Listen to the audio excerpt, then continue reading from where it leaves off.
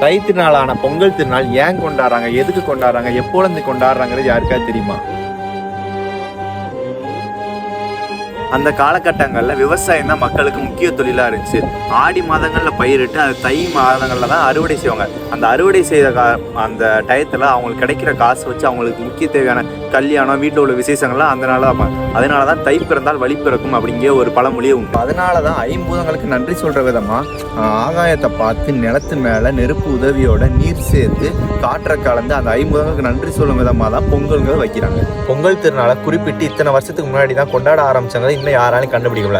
ஆனால் 2000 வருஷத்துக்கு முன்னாடி வந்து 500 புறநானூறுங்கிற சங்க இலக்கியங்கள்லேயே அறுவடை திருநாள் தை நீராடல் அப்படின்னு இந்த தை திருநாளை குறிப்பிட்டிருக்காங்க.